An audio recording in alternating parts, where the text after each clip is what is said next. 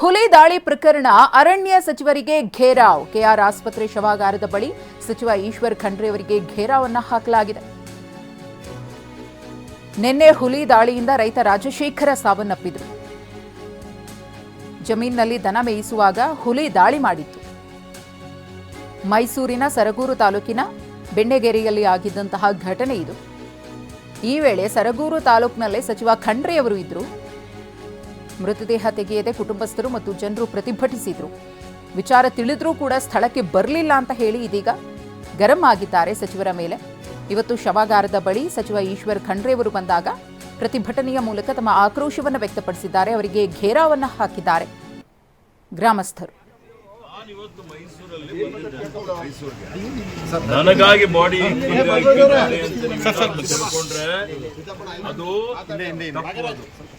ಬಾಡಿಯಲ್ಲಿ ಇದ್ದಿದ್ದು ನನಗೆ ಗೊತ್ತಿಲ್ಲ. ನಿನ್ನೆ ರಾತ್ರಿನೇ ಇವತ್ತು ಫೆಡರಲ್ ಆಗಿದೆ ಅಂತ ನಾನು ಫೋನ್ ಇರ್ತಾರೆ. ಯಾರು ಮೈಸೂರು ಬರ್ತಾ ಇದ್ದಾಗ ನಾನು ಕೇಳಿದೆ, ಎಚ್ ಡಿ ಕೋಟೆಯಲ್ಲಿ ಏನಿದೆ? ಇಲ್ಲ ಸರ್, ಇನ್ನೂ ಬಾಡಿ ಇಲ್ಲ.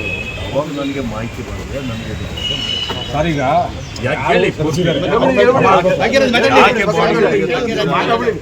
ಯಾಕೆ ವಿಳಂಬ ಆಗಿದೆ, ಏನಾಗಿದೆ ಅಂತ ಇದ್ರ ಬಗ್ಗೆ ನಾನು ತಿಳ್ಕೊತೇನೆ. ಇದ್ರ ಬಗ್ಗೆ ತನಿಖೆನೂ ಮಾಡಿಸ್ತೇನೆ. ತನಿಖೆ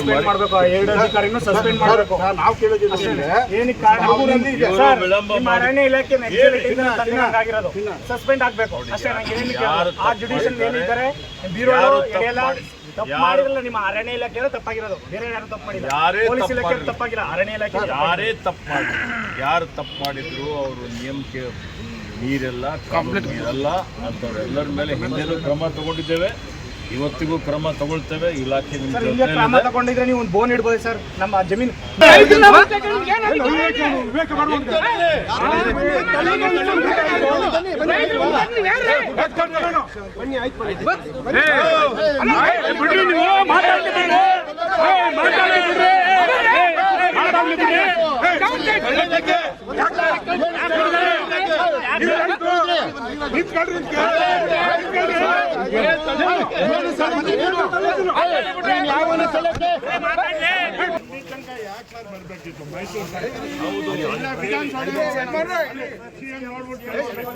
ಒಂದು ನಿಮಿಷ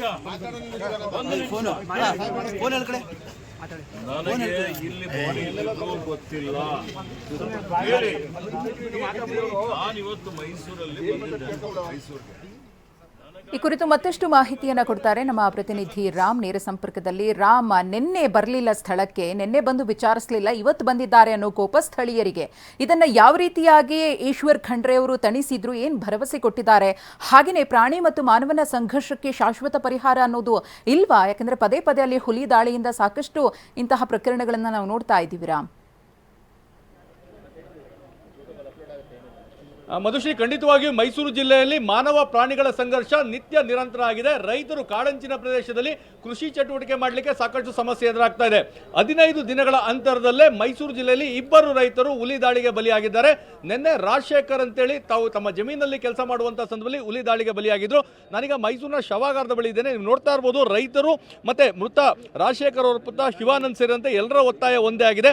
ಯಾಕಂದ್ರೆ ನಿನ್ನೆ ಘಟನೆ ನಡೆದಂತಹ ಸಂದರ್ಭದಲ್ಲಿ ಅರಣ್ಯ ಇಲಾಖೆ ಸಚಿವ ಈಶ್ವರ್ ಖಂಡ್ರೆ ಅವರು ಸರಗೂರು ತಾಲೂಕಿನಲ್ಲೇ ಇದ್ರು.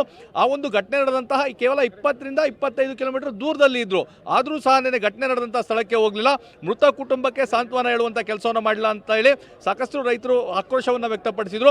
ಅಷ್ಟೇ ಅಲ್ಲ, ಖುದ್ದು ರಾಜಶೇಖರ್ ಅವರ ಪುತ್ರ ಶಿವಾನಂದ್ ಅವರು ದೂರವಾಣಿ ಮುಖಾಂತರ ಮಾತನಾಡಿದ್ರು ಸಹ ಸಚಿವರು ಅಲ್ಲಿಗೆ ಬಂದಿರಲಿಲ್ಲ. ಇದೀಗ ಮೃತ ರಾಜಶೇಖರ್ ಅವರ ಪುತ್ರ ಶಿವಾನಂದ್ ನಮ್ಮ ಜೊತೆಗಿದ್ದಾರೆ. ಸಾಕಷ್ಟು ರೈತ ಹೋರಾಟಗಾರರಿದ್ದಾರೆ. ಸರ್, ತಮ್ಮ ಒತ್ತಾಯ ಏನಾಗಿತ್ತು? ನೆನೆ ಈಶ್ವರ್ ಖಂಡ್ರೆ ಅವರು ಎಲ್ಲಿದ್ರಲ್ಲಿ ಅಂತ? ಸರ್, ನೆನೆ ಈಶ್ವರ್ ಖಂಡ್ರೆ ಅವರು ನಮ್ಮ ಊರಿಗೆ 12 ಕಿಲೋಮೀಟರ್ ಅಷ್ಟೇ ಇದ್ದಿದ್ದು. ಅವರು ಗಮನಕ್ಕೆ ಬಂದಾಗಲೂ ಅವ್ರು ಬರಲಿಲ್ಲ. ಅವ್ರು ನೆನ್ನೆ ಬರಲಿಲ್ಲ. ನಮಗೇನು ಬೇಜಾರಿಲ್ಲ. ಅವ್ರು ಮಾತು ಹೇಳ್ಬೋದು, ರೈತರು ಬೆನ್ನೆಲ್ಲಬೋದು ಅದು ಇದು ಅಂತ ಬರೀ ಪುಸ್ತಕದಲ್ಲಿ ಅಷ್ಟೇ, ಅವರ ಸದನದಲ್ಲಿ ಅಷ್ಟೇ ಹೇಳ್ಬೋದು, ಜವಾಬ್ದಾರಿ ಇಲ್ಲ. ಅದಕ್ಕಿಂತ ಮುಂಚೆಗೆ ಅಧಿಕಾರಿಗಳ ನಿರ್ಲಕ್ಷ್ಯ. ನಮ್ಮ ಅಪ್ಪ ಸಾವಿಗೆ ಅಧಿಕಾರಿಗಳ ನಿರ್ಲಕ್ಷ್ಯ. ನಮ್ಮ ಅಪ್ಪಂದು ಅದು 11 ಗಂಟೆಯಲ್ಲಿ, ಅವ್ರು ಬಂದಿರೋದು 4 ಗಂಟೆಯಲ್ಲಿ. ನಮ್ಮ ಅಪ್ಪ ಇವತ್ತು ಅದೇ ನಮ್ಮ ಅಪ್ಪ ಆದಾಗ ಮಿಡ್ನೈಟ್ 1:30-2 ಗಂಟೆಲಿ ತಗೊಬಂದರು. ಎಲ್ಲಿಗೆ? ಹ್ಯಾಂಡ್ ಪೋಸ್ಟ್ ಕೋಟೆ ಸರಗೂರಲ್ಲಿ ಮಾಜೂರು ಮಾಡೋಕ್ಕೆ ಹೇಳಿದ್ದು. ಅವರು ನಮ್ಗೆ ಅಧಿಕಾರಿಗಳು ಮಾಹಿತಿ ಕೊಡದೆ ಮೈಸೂರು ತಗೊಂಬಂದಿದ್ದಾರೆ. ಮೈಸೂರಿಗೆ ಏನಕ್ಕೆ ತಗೊಂಬಂದಿದ್ದಾರೆ? ಈಶ್ವರ್ ಖಂಡ್ರೆ ಸಾಹೇಬರು ಇಲ್ಲಿ ಬತ್ತಿರು ಅವ್ರು ತೋರ್ಸಕ್ಕೆ ತಗೊಂಬಂದಿದ್ದಾರೆ ನಮ್ಮ ಅಪ್ಪಮ್ಮನ್ನ. ಅಲ್ಲಿಂದ ನಮ್ಮ ಅಪ್ಪನ ಶವನ ಇಲ್ಲಿ ತಗೊಂಬಂದು ಅವ್ರು ತೋರ್ಸಕ್ಕೆ ತಗೊಂಬಂದಿದ್ದಾರೆ. ನಮ್ಗೆ ಅದು ನೆಸೆಸಿಟಿ ಇಲ್ಲ. ಏನೇ ತಗೊಂಬಂದ್ರೆ ರೀಸನ್ ಬೇಕು. ನಮ್ಮ ಅಪ್ಪನಿಗೆ ಕೊಟ್ಟರೆ ನಮ್ಮ ಊರಲ್ಲಿ ಕಾಯ್ಕೊಂಡಿದ್ದಾರೆ, ನಾನು ಹೋಗ್ಬೇಕು ಅಲ್ಲಿ ಕೆಲಸ ಮುಂದಿನ ಕಾರ್ಯ ಮಾಡಬೇಕು. ಯಾಕಂದ್ರೆ ಕಾಡಿಂದ 20 ಕಿಲೋಮೀಟರ್ ದೂರದಲ್ಲಿರುವಂತಹ ನಿಮ್ಮ ಜಮೀನು, ಅಲ್ಲಿಗೆ ಕಾಡು ಪ್ರಾಣಿಗಳು ಬರ್ತದೆ ಅಂತಂದ್ರೆ ಸರ್ ಅದು ಇವರು ಅಧಿಕಾರಿಗಳ ನಿರ್ಲಕ್ಷ್ಯ ಸರ್. ಅವ್ರಿಗೆ ಈಗೊಂದು ಬಡಗಲಪುರದಲ್ಲಿ ಒಂದು ಇನ್ಸಿಡೆಂಟ್ ಆದಾಗ ಅಲ್ಲಿಂದ ಹೆಜ್ಜೆ ಗುರುತು ತಡಿಕೊ ಬಂದಿರೋ, ಆವಾಗ ಹೆಜ್ಜೆ ಗುರುತು ತಡಿಕೊ ಬಂದು ಸುಮ್ಮನೆ ಪಟಾಕಿ ಹೊಡ್ಬಿಟ್ಟು ಹೋದ್ರು. ಅದೇ ಒಂದು ಬೋನ್ ಇಟ್ಟಿದ್ರೆ ನಮ್ಮ ಅಪ್ಪನಿಗೆ ಈ ಪರಿಸ್ಥಿತಿ ಬರ್ತಾ ಇರಲಿಲ್ಲ. ಅವ್ರು ಬೋರ್ನ್ ಇಟ್ಟಿಲ್ಲ, ನಿರ್ಲಕ್ಷ್ಯ, ಅವ್ರ ಅಧಿಕಾರಿಗಳ ನಿರ್ಲಕ್ಷ್ಯ. ಹಂಗೆ ಆದಾಗಲೂ ಬಂದಿಲ್ವಲ್ಲ ಅವ್ರು ಎಲ್ಲಿ ಬಂದರು ಸರ್? 4 ಗಂಟೆಗೆ ಬಂದರು. ಅಧಿಕಾರಿಗಳು ಸಚಿವರು ಸ್ಪಂದಿಸ್ತಲ್ಲ ಅಂತಂದ್ರೆ ಮುಂದೆ ಅವರ ವಿರುದ್ಧ ಕ್ರಮಕ್ಕೆ ಏನಾದ್ರು ಒತ್ತಾಯಿಸ್ತಾ ಇದ್ದೀರಾ ಅಥವಾ ಹೇಗೆ ಅಂತ? ಅವರು ಮೊದಲೂ ಸ್ಪಂದಿಸಿಲ್ಲ, ಇವಾಗಲೂ ಸ್ಪಂದಿಸಲ್ಲ. ಅದು ನಮಗೆ ಗೊತ್ತಿರೋ ವಿಚಾರ. ಸ್ಪಂದಿಸೋರ್ ಆಗಿದ್ರೆ ಮತ್ತೆ ಈ ಥರ ಘಟನೆಗಳು ನಡೆದು ಬರ್ತಾ ಇರಲಿಲ್ಲ. ಈಗ ನಾವೇನು ಮಾಡಬೇಕು ಅಂತ ಹೇಳಿದ್ರೆ ಜನಗಳೆಲ್ಲರೂ ಸೇರ್ಕೊಂಡು ಇವ್ರುಗಳ ಮೇಲೆ ಕೇಸ್ ಫೈಲ್ ಮಾಡೋಂಥ ಕೆಲಸಗಳು ಶುರು ಮಾಡಬೇಕು. ಸಚಿವರು ಹೌದು, ಯಾರ್ಯಾರು ಇದಕ್ಕೆ ಜವಾಬ್ದಾರಿಯುತವಾಗಿದ್ದಾರೆ ಎಲ್ಲರೂ ಮಾಡಬೇಕು. ಒಬ್ಬ ಸಚಿವ ಸ್ಥಾನದಲ್ಲಿ ಕೂತ್ಕೊಂಡು ತನಗೆ ಸಂಬಂಧಪಟ್ಟ ಖಾತೆಯಲ್ಲೇ ಒಂದು ಹುಲಿ ದಾಳಿ ಆಗಿದೆ. 15 ದಿನದಿಂದ ಒಂದು ರೈತರು ತೀರ್ಕೊಂಡಿದ್ದಾರೆ. ಮತ್ತೆ ಅದೇ ಜಾಗದಲ್ಲಿ ಅದೇ ಇನ್ನೊಂದು ಘಟನೆ ನಡೆದಿದೆ. ಆ್ಯಂಡ್ ತಾನು ಕೂಡ ಅಲ್ಲೇ ಇದ್ಕೊಂಡು ಅಲ್ಲಿ ಬರಲಿಲ್ಲ ಅಂತ ಹೇಳಿದ್ರೆ ತನ್ನ ಕರ್ತವ್ಯದಿಂದ ಅವರು ವಿಮುಖರಾಗ್ತಾ ಇದ್ದಾರೆ, ತಪ್ಪಿಸ್ಕೊಂಡು ಓಡೋಗ್ತಾ ಇದ್ದಾರೆ ಅಂತ ಅಷ್ಟೇ. ಅಥವಾ ಜನಗಳಿಗೆ ಬಂದು ಉತ್ತರ ಕೊಡೋಕ್ಕಾಗ್ತಾ ಇಲ್ಲ ಅಂತ ಒಂದು. ಎರಡನೇದು, ಅದೇ ಜಾಗದ ಶಾಸಕರು ಅವರು ಸ್ಪಂದಿಸ್ತಾ ಇಲ್ಲ. ಒಬ್ಬ ರೈತ ಮಾಡಿದ್ದು 3 ಗಂಟೆ 4 ಗಂಟೆ ಆದಮೇಲೆ ಆ ಜಾಗಕ್ಕೆ ಪೊಲೀಸು ಮತ್ತು ಅರಣ್ಯ ಇಲಾಖೆ ಹೋಗುತ್ತೆ ಅಂತ ಹೇಳಿದ್ರೆ ಇದು ಖಂಡಿತ ತಪ್ಪಿದು. ಏನಿಲ್ಲ, ಅರಣ್ಯ ಮಂತ್ರಿ ಅದೇ ತಾಲೂಕಲ್ಲಿ ಕಾರ್ಯಕ್ರಮದಲ್ಲಿದ್ದರು. ಗೊತ್ತಾದ ತಕ್ಷಣ ಹೋಗಬೇಕಾದ ಒಂದು ನಾಗರಿಕ ಸಮಾಜದ ಮಂತ್ರಿಯಾಗಿದ್ದು, ಹೋಗದೇ ಇದ್ದು ಖಂಡನೀಯ. ಎರಡನೇದು, ಅಧಿಕಾರಿಗಳು ಕೂಡ ತುರ್ತಾಗಿ ಹೋಗದೆ ಎಣ ಬಿದ್ದಿದ್ರು ಕೂಡ ಬೇಜವಾಬ್ದಾರಿ ಲೇಟ್ ಆಗೋರೆ. ಅದಕ್ಕೆ ಅಂಥವ್ರ ಮೇಲೆ ಸೂಕ್ತ ಕ್ರಮ ತಗೋಬೇಕು. ಈಗ ರೈತನಿಗೆ ಅಲ್ಲಿಯ ಪೂರ್ತಿ ವನ್ಯಜೀವಿಗಳು ಮುಂದೆ ಈ ಥರ ಅನಾಹುತ ಆಗಬಾರ್ದು ಅಂತಂದರೆ ಭಾಳಷ್ಟು ಕ್ರಮಗಳನ್ನು ತಗೋಬೇಕು ಮತ್ತು 1 ಕೋಟಿ ಪರಿಹಾರ ಕೊಡಬೇಕು. ಮಧುಶ್ರೀ, ಇದು ಮೃತ ರಾಜಶೇಖರ್ ಅವರ ಪುತ್ರ ಶಿವಾನಂದ್ ಅವರ ಆಕ್ರೋಶ. ಜೊತೆಗೆ ರೈತರು ಸಹ ಸಚಿವರ ವಿರುದ್ಧ, ಅಧಿಕಾರಿಗಳ ವಿರುದ್ಧ FIR ಅನ್ನು ದಾಖಲಿಸ್ತೇವೆ, 1 ಕೋಟಿ ಪರಿಹಾರ ಕೊಡುವವರೆಗೂ ನಮ್ಮ ಹೋರಾಟವನ್ನು ನಿಲ್ಲಿಸಲ್ಲ ಅನ್ನೋದು ಎಚ್ಚರಿಕೆಯನ್ನು ನೀಡ್ತಾ ಇದ್ದಾರೆ. ಮಧುಶ್ರೀ, ಧನ್ಯವಾದ ರಾಮ್ ತಮ್ಮ ಮಾಹಿತಿಗಾಗಿ.